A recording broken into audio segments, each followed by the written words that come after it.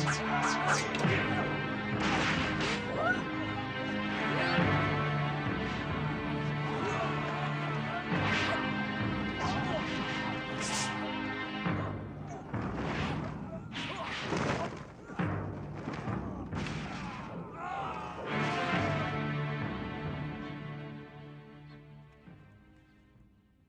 sedang menyulam itu permaisuri dari musuh kita.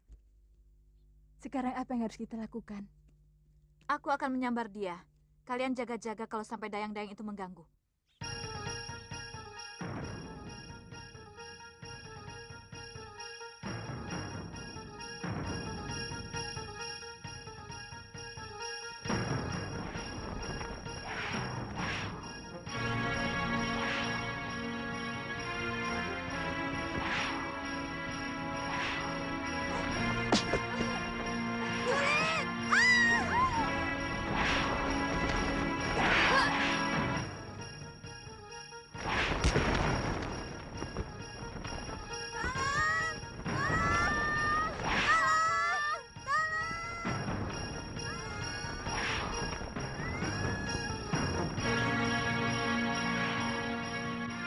Tutup pintu gerbang. Goblok.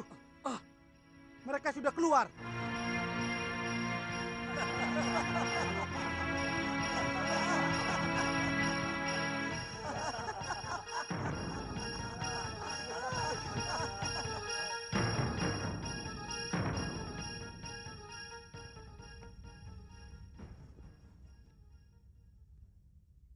Ada apa?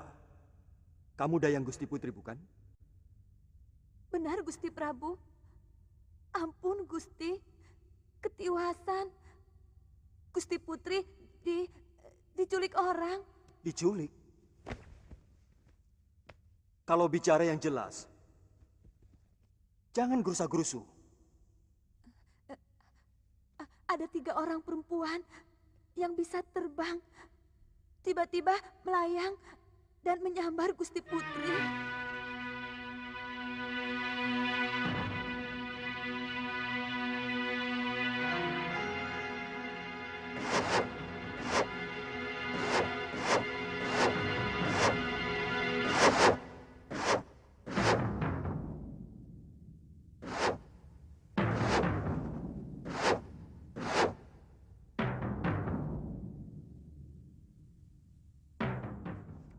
Maaf, Gusti Prabu.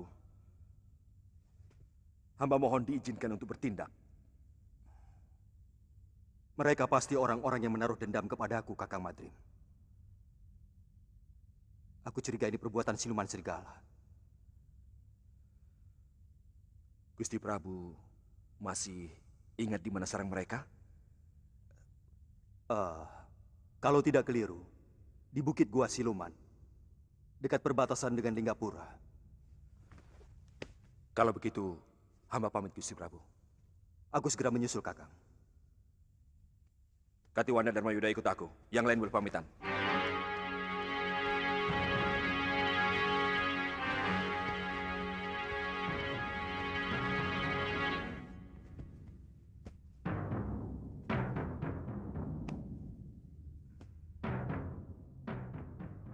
Rupanya siluman itu masih menaruh dendam kepadaku. Hari ini kalian berhasil mengobrak-abrik komplotan Guragada. Saudagar gadungan itu nampaknya marah sekali. Dan dia minta bantuan Bayangkara Raja untuk menangkap kalian. Silakan. Aneh sekali negeri ini.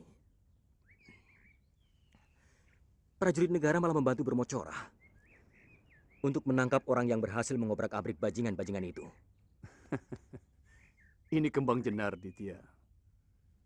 Negeri di mana prajurit dan bajingan sulit sekali dibedakan.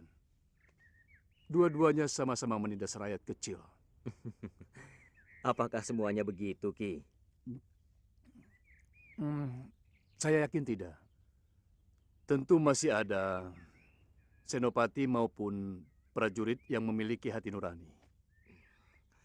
Seharusnya memang selalu ada tentara yang membela rakyat kecil. Karena itulah tugas mereka, selain membela negara. Ya, begitulah. Sayangnya, mereka yang budi pekertinya baik hanya sedikit sekali dibanding dengan yang rela menggadaikan harga diri mereka dengan bekerja sama untuk memeras para pedagang dan rakyat kecil. Benar-benar negeri bobrok. Dan negeri bobrok pasti dipimpin juga oleh seorang raja yang juga jiwanya bobrok.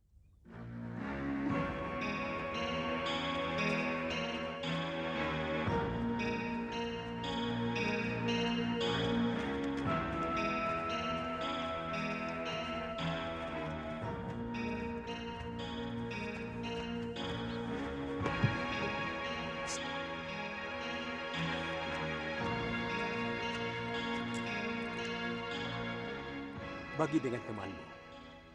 Ayo ambil. Aku mau menghadap Gusti Betara. Beliau ada di dalam? Hari ini tidak ada penghadapan, Tuan. Biasanya, Gusti Betara tidak mau diganggu. Gusti Betara sedang menikmati suara kutut manggung.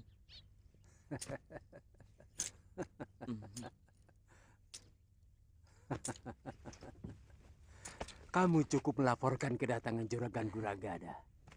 Beliau sudah tahu. Iya.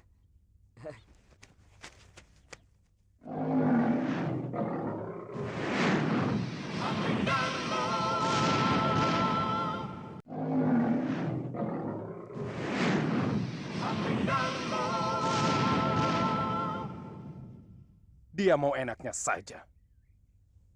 Dia malah menuding kita bahwa kita tidak mampu menjaga keamanan. Padahal selama ini mereka yang mengeruk kekayaan dengan memeras para pedagang, bahkan rakyat kecil. Kakang Senopati, sebenarnya saya sudah sangat kesal dengan perilaku anak buah Guragada. Dari dulu mereka yang membuat onar. Mereka dengan licik membuat kerusuhan di tempat yang terpisah-pisah. Sehingga kita mendapat kesulitan untuk memadamkannya. Korban fitnah pertama dari Guragada adalah Patih Suradira. Dia disudutkan sebagai patih yang tidak mampu menjaga keamanan negara. Dan seluruh senopati dan narpati yang sudah disuap Guragada memusuhinya. Itu yang membuat sampai Gusti Betara mengusir Kakang Patih. Ya. Dan Guragada diam-diam menemui Gusti Betara. Menawarkan jasa untuk bisa mengamankan Kembang Jenar dari kerusuhan dan keonaran yang sebenarnya mereka ciptakan sendiri.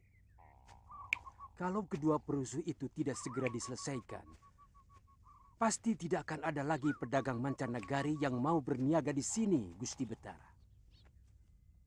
Bukankah itu sudah menjadi tugasmu, Guragada? Betul.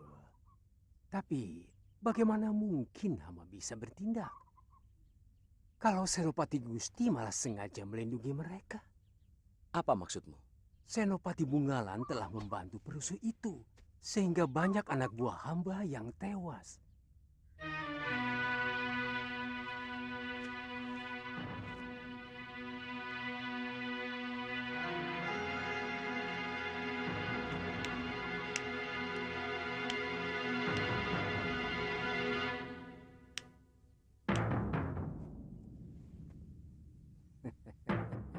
Bagaimana kalau mereka kita habisi saja, Kakang? Dua pendekar yang menurut Guragada membuat keonaran itu, ternyata hanya menghancurkan anak buahnya saja.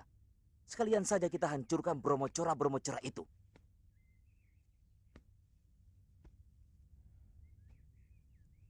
Itu yang sedang saya pikirkan. Tidak bisa.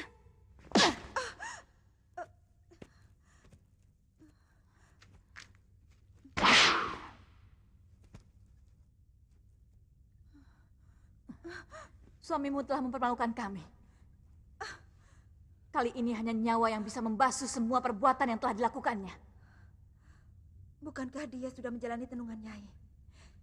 Dia sudah mengalami penderitaan sebagai seekor belibis. Dan kamu telah menyelamatkannya. Maka kamu pun harus menerima semua hukumanku.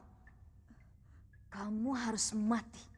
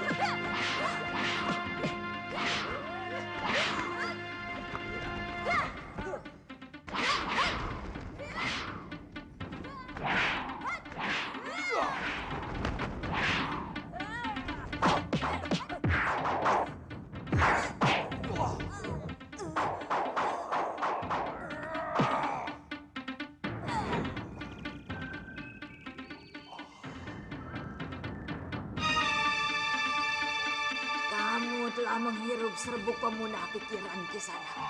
Sekarang terimalah tununganku.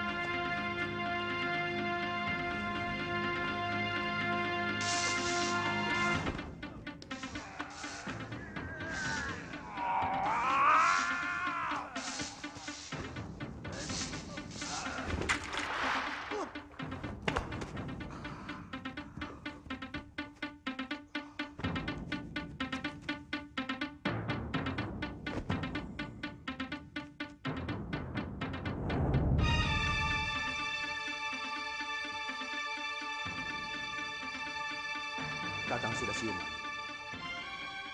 Adi Prabu, apa sebenarnya yang terjadi? Dan kemana siluman-siluman serigala itu? Kakang Pati hampir saja terkena tenung. Untung Gusti Prabu datang. Siluman-siluman itu sudah tewas, Kakang.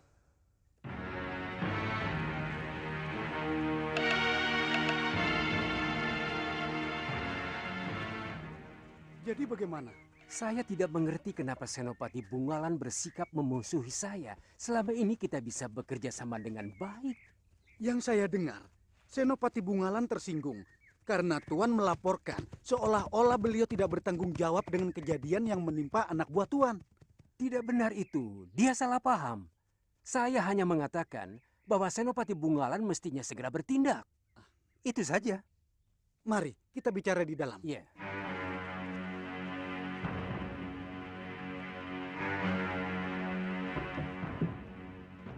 Silakan.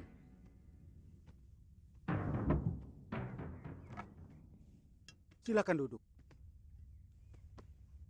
Lalu bagaimana? Apa yang harus saya lakukan, Guragada? Kita sudah sepakat bahwa Kembang Jenar harus selalu aman. Artinya, kita tidak boleh membiarkan ada perusuh yang membuat negeri kita kacau. Lalu bagaimana dengan anak buah Tuan? Saya ingin mengajak kerjasama dengan Senopati. Sebab kelihatannya kedua perusuh itu seperti telik sandi yang sengaja dikirim oleh negeri lain untuk menjajaki kekuatan kita. Kita? Atau mungkin hanya kalian?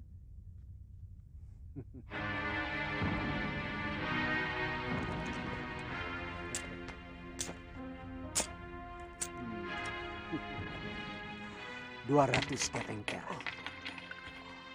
Kerahkan seluruh kekuatan prajurit Kembang Jenar untuk menangkap pengacau itu. Saya akan tambah 200 kepeng lagi untuk pengamanan rumah saya. Ya, saya akan kirim satu pasukan ke rumah Tuan. Yang akan saya pimpin sendiri. Bagus.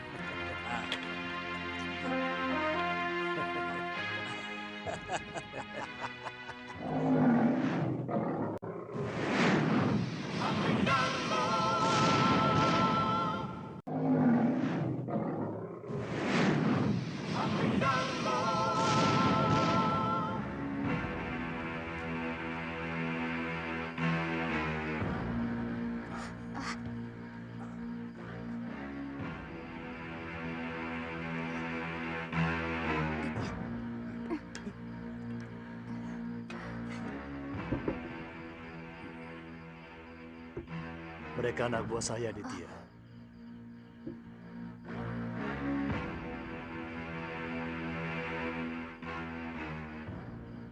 Anak buah? Ki? Ki Kulur pasti telah merahasiakan sesuatu pada kami. Siapa sebenarnya sampean? Sepertinya waktu membuat perhitungan sudah tiba. Kita harus bergerak lebih terbuka sekarang. Nanti dulu. Saya tidak mau ikut. Kalau Ki Kulur tidak menceritakan, bagaimana? Dan siapa Ki Kulur sebenarnya? Sebelum komplotan Bromocora pimpinan Guragada itu menguasai Kembang Jenar, aku adalah seorang pati negeri ini. Namaku Suradira. Bagaimana Paman bisa seperti ini? Guragada. Dia berhasil menyuap beberapa senopati. Kemudian berkomplot untuk menyudutkan saya di depan Sang Betara. Seolah-olah saya tidak mampu menangani kerusuhan. Sebab setiap kali ada kekacauan, anak buah saya tidak mampu untuk memadamkannya. Sang Betara percaya. Kemudian memecat saya. Jadi, apa memang Paman tidak mampu meringkus anak buah Guragada? Mereka seperti tahu setiap langkah yang akan saya ambil. Saya curiga ada kerjasama antara anak buah Guragada dengan beberapa orang senopati. Bahkan dengan Penewu dan Penatus yang ada dalam pasukan saya. Keterlaluan. Ya. Benar-benar busuk. Iya. Senopati lain yang tidak silau oleh uang Guragada. Dan mereka yang masih setia kepada saya, dibuatnya tidak berdaya. Karena jumlah yang jadi gedibal Guragada jauh lebih banyak. Salah satunya adalah Senopati Bungalan. Sampai sekarang dia selalu bertentangan dengan Guragada. Jadi, apa rencana Paman malam ini? Kita hancurkan rumah Guragada. Karena saya yakin mereka sedang ketakutan karena gebrakan Raden berdua kemarin siang. Saudara-saudaraku, waktu yang kita tunggu-tunggu rupanya datang lebih cepat dari yang kita perkirakan. Utusan sahabatku, Empu Ganggadara dari Pulau Kura-Kura sudah datang. Dan yang seperti kalian saksikan, mereka langsung membuat Bromocorah anak buah Guragada kalang kabut. Saat ini mereka dalam keadaan kebingungan dan ketakutan. Kini saatnya kita tekan mereka. Betul, Kipati! Betul! Kipati, saya melihat ada pasukan Kembang Jenar berkumpul di rumah Guragada. Pasti mereka lah pengkhianat-pengkhianat yang harus kita basmi. Tidak peduli saudara atau teman sendiri.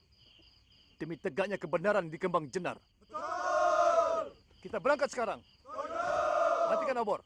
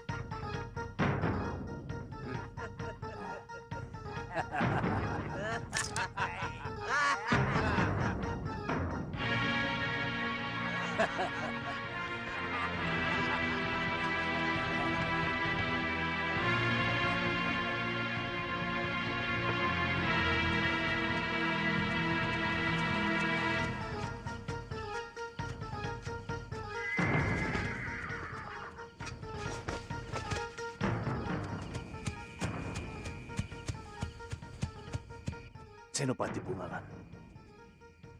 Mau kemana mereka? Melihat arahnya, mereka mau ke rumah Guragada melingkar dari belakang. Jangan-jangan Guragada juga berhasil menyewa dia. Mungkin, tapi kita akan lebih cepat sampai ke rumah Guragada.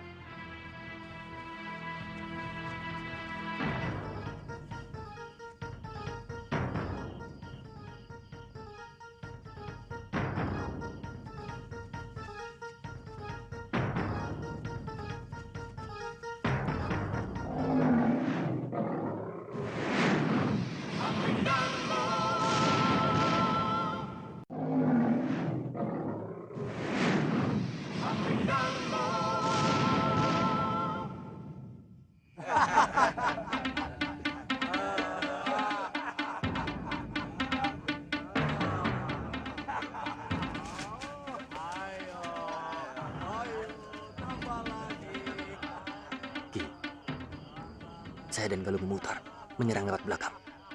Baik, hati-hati. Saya akan menyerang dari depan.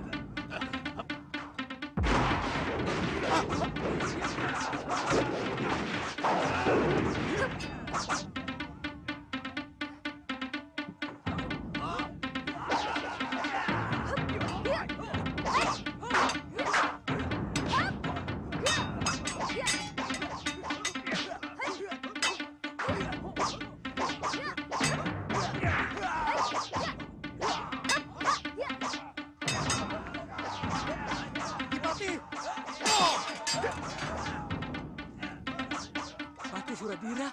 Ya, bagaimana ini? Siapa yang harus kita bela? Kalian heran aku masih hidup, Begundal Tengik? Berapa harga kalian untuk menjaga rumah Brahmacora ini? Jangan salah paham, Ki. Semua ini adalah tugas Gusti Betara. Kalian telah berkomplot dengan Guragada untuk menyingkirkan aku. Karena aku tidak mau dibeli oleh Brahmacora berkedok pedagang itu. Sekarang, lawan aku.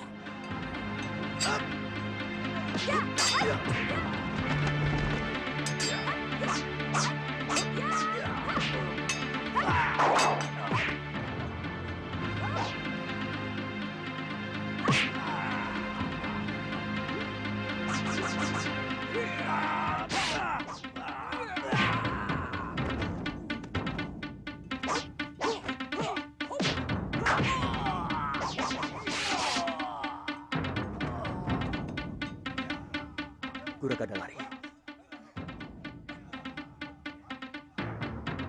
Tadi dia masuk kamar itu.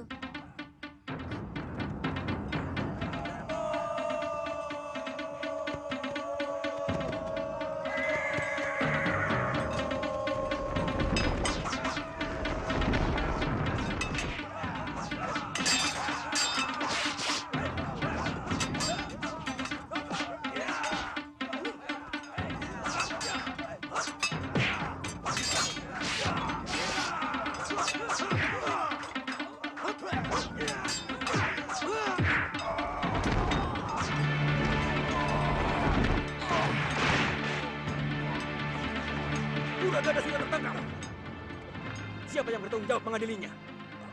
Ampun. Ampun. Ikat dia, Aditya. Semua bermocorah dan pengkhianat negara ini harus kita serahkan kepada Betara Ri Kembang Jenar.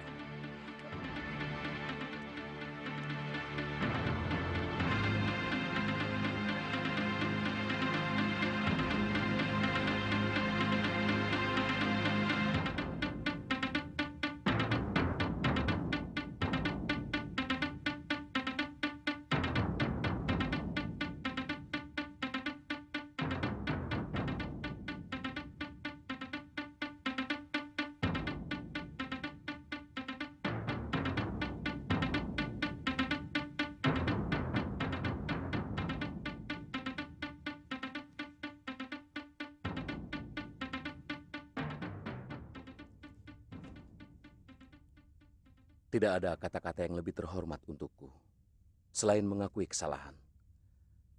Kakang Patih, aku minta maaf kepadamu.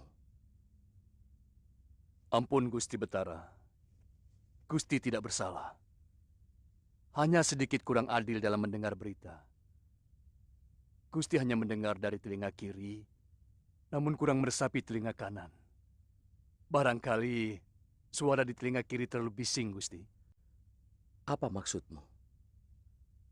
Kuragada telah berhasil menyuap sebagian besar Bayangkara Raja untuk menentang hamba. Bahkan ada anak buah hamba yang dia suap dan mengkhianati hamba, Gusti. Ya. Senopati Bungalan sudah menceritakan segalanya kepadaku. Maukah Kakang memaafkan aku? Tidak pantas seorang Betara minta maaf, Gusti. Seorang Betara tidak pernah salah. Dia hanya keliru. Terima kasih, Kakang. Aku juga mendengar kedua anak muda itu sangat berjasa pada negeri kita. Siapa namamu, anak muda? Hamba Aditya, dari Pulau Kura-Kura, Gusti. Murid Kakang Empu Ganggadara, saudara seperguruan hamba. Sengaja hamba meminta bantuan ke sana, Gusti. Tindakan Kakang telah menyelamatkan Kembang Jenar dari kehancuran. Ternyata Guragada sangat licik dan licin.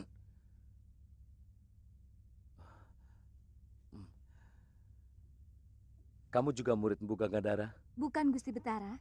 Hamba Galuh Parwati dari Padepokan Sugaluh. Hamba teman Kakang Aditya. Kalian benar-benar anak muda yang terpuji. Kembang Jenar berhutang budi kepadamu berdua. Jika kalian bersedia, aku akan sangat gembira jika kalian mau menjadi bayangkaraku. Aditya. Ayo. Ayo. Ampun, Gusti Betara. Hamba mohon Gusti tidak murka kepada kami. Kami mohon waktu untuk memikirkan tawaran Gusti yang begitu mulia. Tidak apa-apa. Itu hak kalian. Kalian masih muda.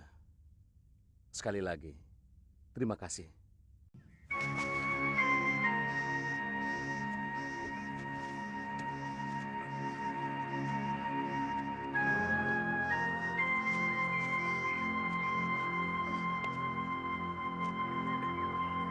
Kakang!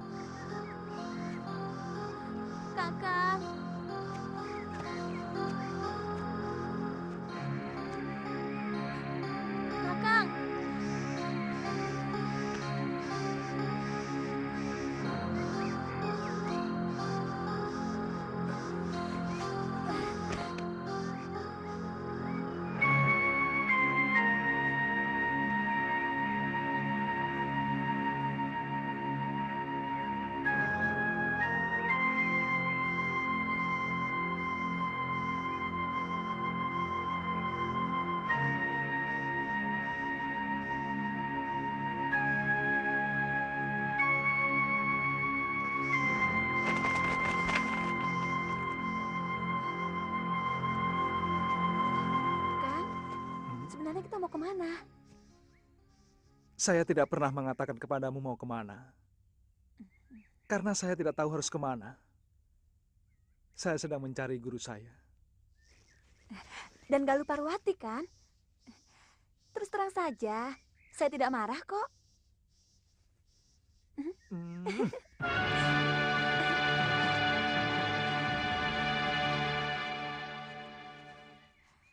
Buah ini manis sekali. Kakak mau? Nanti saja, Tantri. Sebaiknya kita lebih cepat sedikit.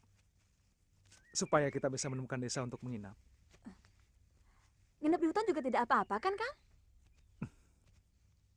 Menginap di dalam hutan banyak bahayanya, Tantri. Kamu tidak takut? Kenapa harus takut? Kakang seorang pendekar yang tangguh. Atau mungkin Kakang tidak mau melindungi saya? Iya. Bukan begitu.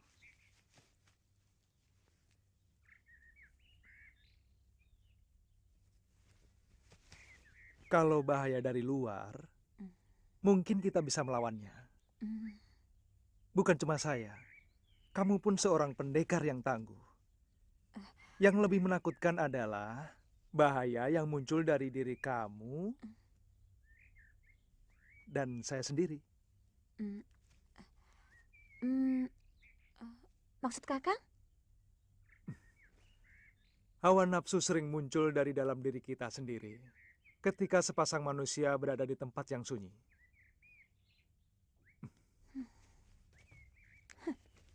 Kakang pikir saya perempuan rendah yang memanfaatkan sepi untuk melampiaskan nafsu? Kalau saya memang gemar mengubar nafsu, kenapa tidak waktu kita di atas perahu? Kenapa tidak sekarang? Di sini juga sepi.